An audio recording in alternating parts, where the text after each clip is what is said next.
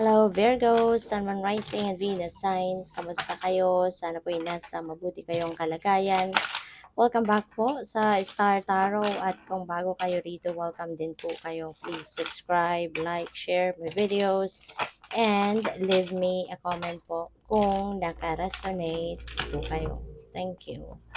Virgo, first card, we have the Queen of Swords. Ayan. So, mukhang ano kayo ngayon, focused kayo ngayon, Virgo, or more focused on your career.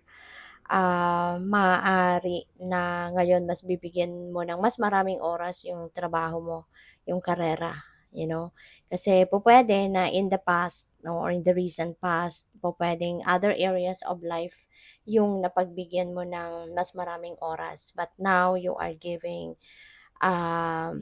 you are giving an opportunity doon sa trabaho mo bago tuluyang, alam mo yun, madiskarel kasi o pwedeng na-distract kayo, no, for in the past, no, in the past few weeks or months, no, kaya ngayon, babalik kayo ngayon doon sa trabaho naman.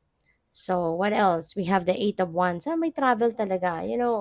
Lately, parang halos lahat or laging merong travel energy sa ano ninyo, sa reading, no, Virgo? So, po pwede talaga na kayo ay merong mga pinaplanong pagta-travel.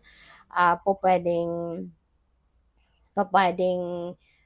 meron kayong mga travel dreams, no, na maaari ngayon gagawin mo na, or po pwede rin na for some of you baka impromptu, no, baka impromptu yung travel na to. Po pwedeng by surprise, baka merong mag-aaya sa na magbiyahe kayo, mamasyal or what, around this time. Puwede rin na ang iba sa inyo pupuwedeng kunyari sa trabaho, 'di ba, baka ma-assign kayo agad-agad or mapadala kayo sa kunyari mga trainings, meetings, workshops, mga ganyan. Baka ikaw yung ng manager mo, ng boss mo, 'di ba, na mag-represent ng kumpanya or mag-represent sa kanya, 'di ba? Kaya pupuwedeng biglaan, 'no, yung pagbabiyaheng ito. So, since si Eight of Wands is a fast-moving energy, most likely Virgo, na marami siguro ang mga mangyayari dito na yung bang ano, biglaan, biglaan nga itong mangyayari. Biglaan yung magiging ano ninyo, biglaan yung magiging ah, approach, no, ninyo sa ngayon. Kaya, and also Virgo, it feels like siguro si Eight of Wands, baka merong mga opportunity, may mga balita na dadating sa inyo rito related to opportunities na pupuwedeng ano 'yan, pupuwedeng, magke-create ng ano 'to sa inyo, ng kabisihan, 'no? Maaaring magiging busy kayo kasi pupuwedeng you're going to take advantage one or two or more opportunities na dadating sa inyo sa ngayon, 'no? So, what else? We have the Knight of Pentacles. Ayan. So, ang maganda rito, matalino na talaga kayo eh, no? Madiskarte na si Virgo, matalino, you're very analytical kasi. Kaya, yung kahit ano man ang mga opportunity na dadating, pag pinag-iisipan mo din, hindi kayong basta-bastang tatalon doon and you're going to do it right away, no? Or parang i-embrace mo agad-agad. Parang pag-aaralan mo din muna. Kumbaga siguro ang iba sa inyo magfe-feasibility study before you embrace an opportunity kunyari for business, 'di ba? So pag-iisipan mo din muna, 'no? Pag-iisipan, 'pag magmamatiyag, anong tawag dito, makikiramdam, yung gano'n, 'no? So what else? We have the Eight of Swords. Yan. So for some of you, you know, pupuwedeng meron kayong iniisip, meron kayong gustong gawin, pero parang nagdadalawang isip kayo. Kaya mabuti din na meron kayong Knight of Pentacles para nga pag-isipan ninyong mabuti, 'di ba? Tama din naman 'yun, pero 'wag mong sobrahan 'no, 'wag kang mag-overanalyze kasi baka mamaya sa pag-o-overanalyze ninyo mas lalo lang tuloy na wala kang magawa or wala kang maaano, walang mabubuo sa isip mo na kung ano na nga dito yung ite-take advantage mo kasi baka mag-self-sabotage ka na tuloy, 'di ba? You're getting in your own way kung ang maisip mo is more of negative. Kaya kasi si Eight of Swords, ano 'to, self-sabotaging energy.